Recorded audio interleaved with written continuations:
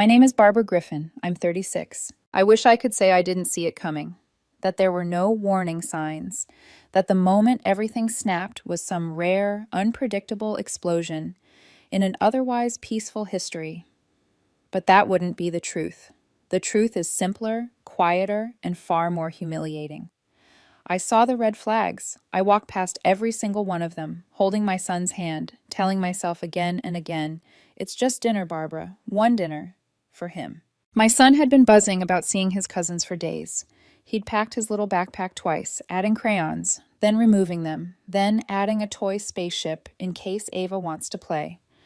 He still believed kids apologize, that adults fix things, that family means something other than leverage and guilt.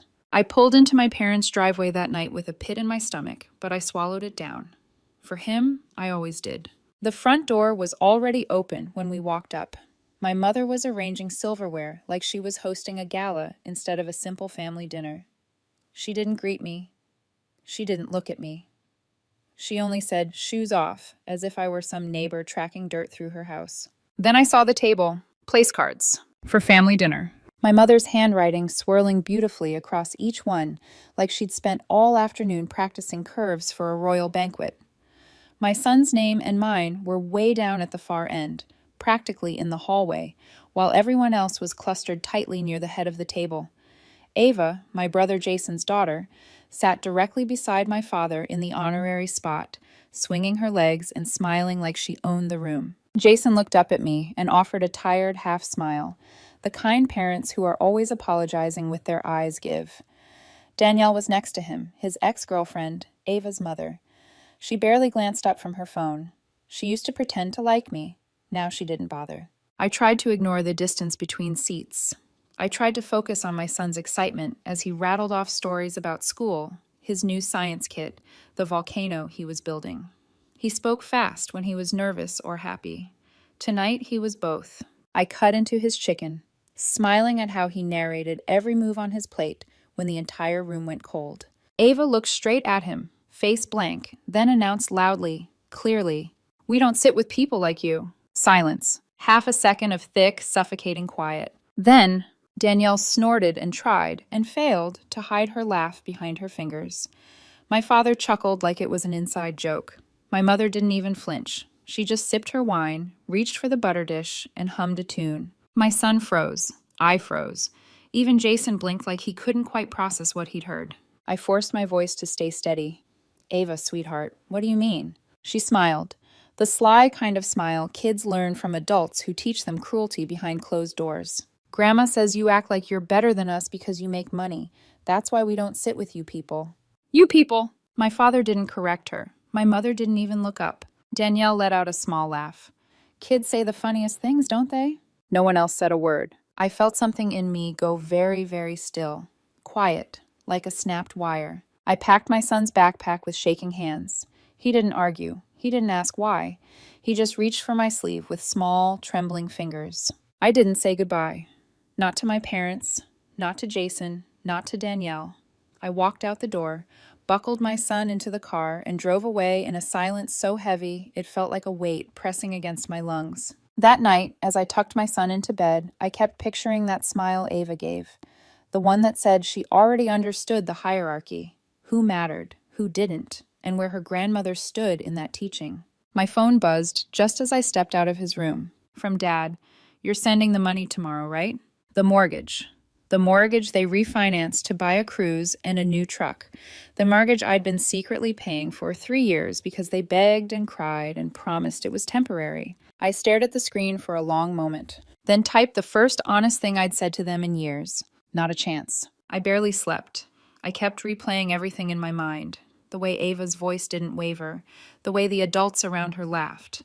The expression on my son's face when he looked up at me like he had somehow done something wrong. At 7 a.m. the next morning, another message came, this time from my mother. "We were only joking. Don't be dramatic. You're still helping us this month, right? The cruise is in 2 weeks. Joking." There was no apology, no concern for my son, no acknowledgement of what happened. Just entitlement. And demands. I didn't reply. Instead, I pulled up their cruise booking. Alaskan glaciers, balcony suite, first class. They hadn't paid a cent. Canceling it took less than 60 seconds. Thousands of dollars refunded instantly to my card. I felt nothing. No guilt, no hesitation, just clarity. Next, I logged into the bank and shut off their mortgage auto pay. The same mortgage I'd been covering through every tantrum, every guilt trip, every manipulation. No warning, no explanation, just a clean cut. Then I waited. Day 1, silence. Day 2, missed calls.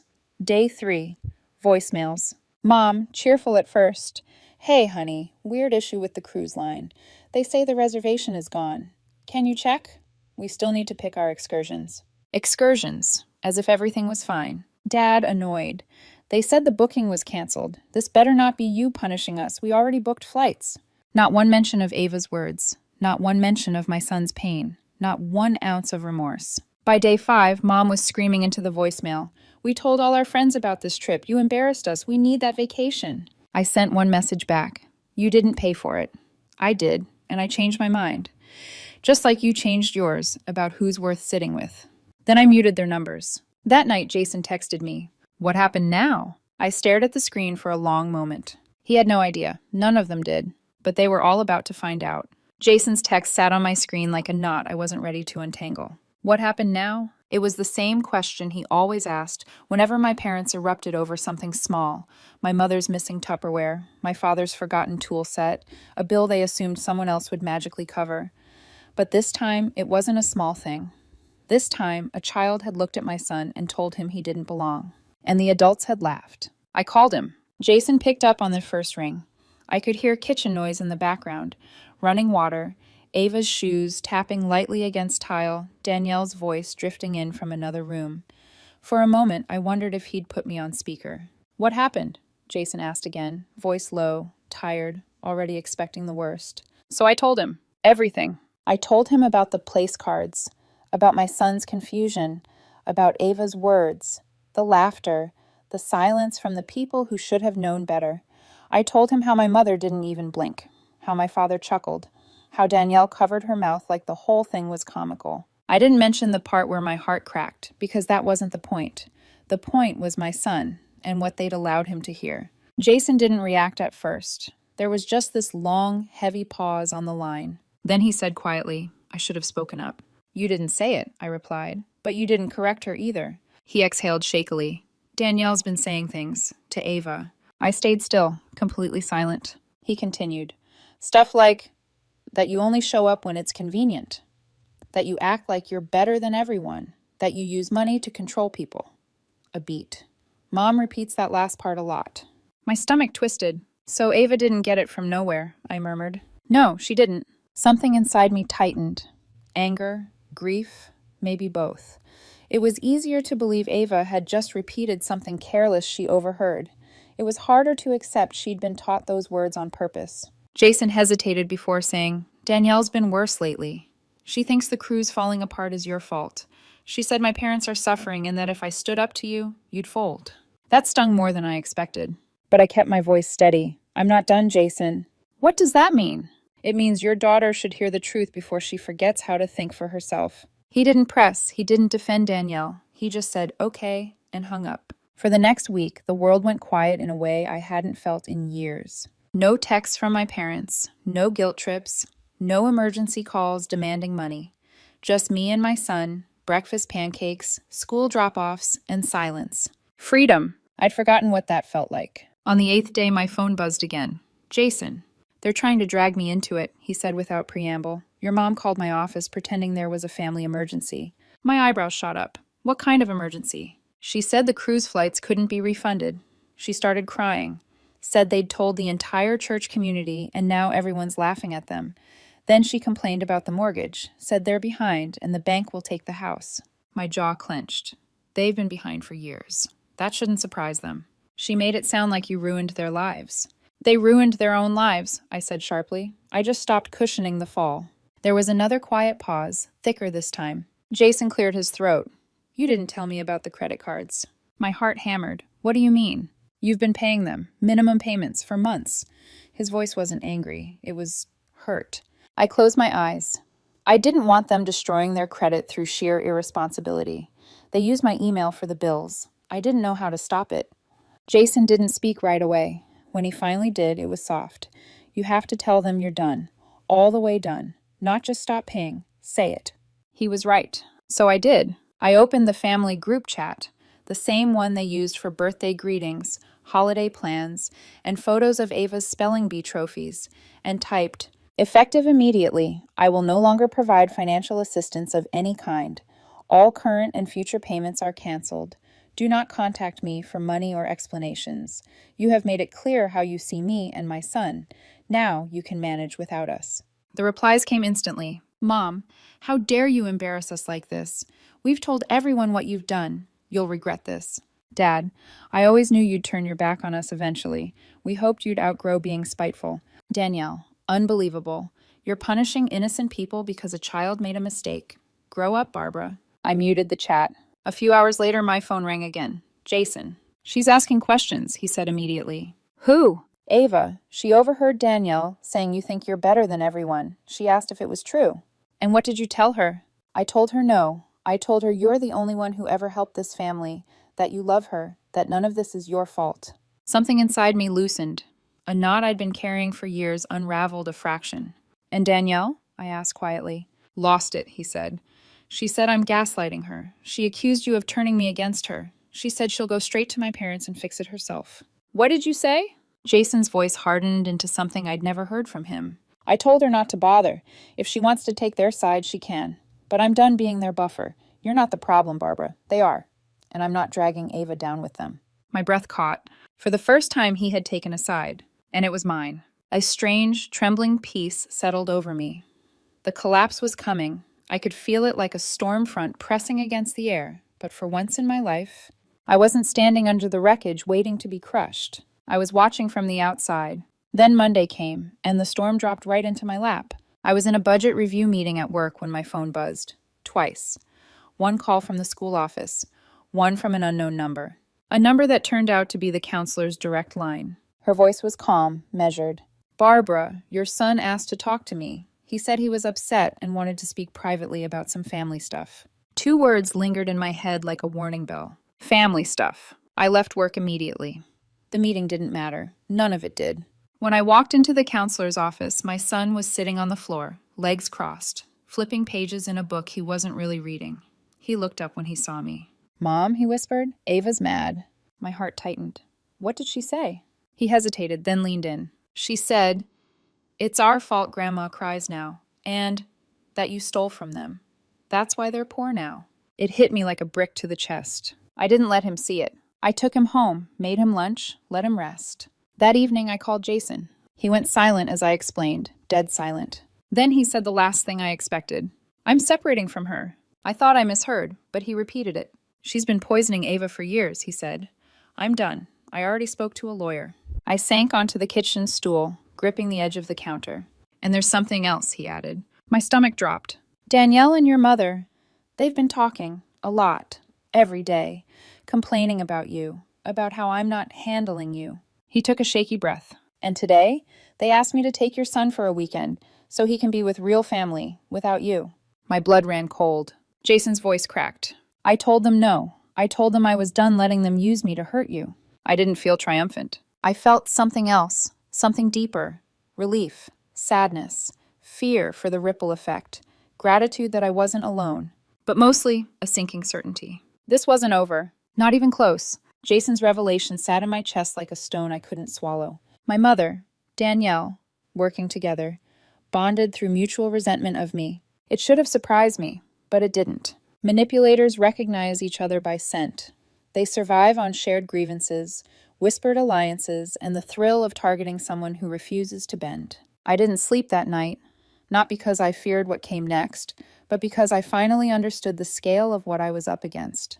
This wasn't family conflict. This was a coordinated campaign. And the battleground wasn't money anymore. It was my son, my reputation, my place in their hierarchy, which I'd just burned to the ground. The next morning, the fallout arrived. Not through a call, not through a text, but through my cousin Melissa. She forwarded me a family-wide email my mother had sent at dawn. Subject line, "A serious situation." I opened it with shaking hands. And there it was, 5 paragraphs of manufactured chaos. Claims that I had stolen money from them, that I'd canceled their trip out of spite, that I was turning Ava against her mother, that I'd financially manipulated the family for years. Fake screenshots, poorly edited, I might add, of messages I supposedly sent. At the bottom, Melissa wrote, "She sounds unstable, Barb. I don't believe a word of this. If you need help explaining your side to the family, I'm here." I exhaled slowly. Melissa had always been the only sensible one. But I didn't respond. And for good reason. Because just a few hours later, my phone lit up again. Jason. He didn't say hello. He didn't ease into it. He just sighed, long and exhausted, and said, "I told Danielle I want full custody." I sank onto the couch. How did she react? "How do you think?" he replied, voice heavy. "She said I've been brainwashed, that you're poisoning me, that I'm tearing the family apart." I swallowed. "And what did you say?" "That I simply started paying attention." He paused for a moment, quieter now. "I always thought the problem was between you and them," he said. "But it's the same with Danielle. The same patterns, the same manipulation, the same rewriting of reality." He sounded older, worn, like a man who'd finally stopped treading water and realized how far he'd been dragged out to sea. "Barbara," he continued, "I think maybe I let it happen. Maybe I didn't want to see how they treat you, or Ava, or me." "People normalize what they grow up with," I said softly. "You're doing the right thing now." "Yeah," his voice cracked, "but it's about to get worse." I braced myself. "She's dragging Ava into the arguments," he said, "telling her you're tearing the family apart, telling her that if I really cared, I'd stand up to you." My throat tightened. "Jason!" It was a cruel, ugly thing to weaponize a child with adult lies, but Danielle had no limits. None. And now that she felt threatened, she was doubling down. He inhaled sharply. "But there's something bigger," he said. I gripped the phone. "She's calling lenders, banks, trying to get someone, anyone, to confirm something she can use against me." A chill ran through me. "She's trying to prove I'm financially unstable," he said, "to fight the custody claim." Of course she was. People like Danielle only stop escalating when they run out of targets, or when someone finally blocks their path. And I was the path she wanted clear. That afternoon, I checked my phone and found an alert from my bank. "Fraud attempt detected." Someone tried logging in using an old password. An old password I hadn't used in years. A password I'd once shared with my parents. I didn't hesitate. I locked every account, changed every login, updated every two-factor verification. Then I received an email from the cruise line. "Your mother attempted to reactivate the canceled itinerary using your confirmation number." Of course she did. The next day, a letter arrived. 5 full pages of my mother's handwriting. Tight, slanted, furious. She listed everything I owed them. Attached printouts of cruise plans, circled Facebook comments from relatives, wrote paragraphs about my responsibility as a daughter. The last page ended with, "You were supposed to take care of us. That's what good daughters do." I didn't bother finishing it. I had learned long ago that nothing I said would matter. One thing abusers share is this unshakable belief. You owe them your silence and your service. And when you take either away, they fall apart. Later that evening, my phone rang again. "Jason." This time his voice wasn't tired. It was furious. "Barbara," he said sharply, "something's happened." My stomach clenched. "What is it?" "I got a notice today, from the mortgage lender." I went still. "My parents' mortgage?" I asked slowly. "No." He sucked in a breath. "Not theirs." A pause. "Yours." My blood turned to ice. "What about my mortgage?" I whispered. He swallowed. "Someone added me as a co-signer." My world stopped. "What?" I breathed. "I didn't authorize it. I didn't sign anything. But the lender said the request was submitted with your mother's number listed as the secondary contact." I felt like the ground tilted beneath me. My mother, Danielle, working together, trying to bind Jason financially to me, trying to force his involvement, trying to create leverage for custody battles, trying to pull him deeper into the web I'd just cut. He exhaled, voice shaking with fury. "They used my information, Barbara, without my consent. They forged something. They crossed a line." I couldn't speak, couldn't breathe, because this wasn't manipulation anymore. It wasn't guilt, it wasn't emotional leverage, it wasn't family dysfunction. This was criminal. Jason's voice broke through the ringing in my ears. "This is it," he said. "I'm done. I'm calling my lawyer now. And when this goes to court, they're not going to hide behind family anymore." He paused. "They wanted a war," he whispered. "Now they're going to get one." And just like that, everything shattered.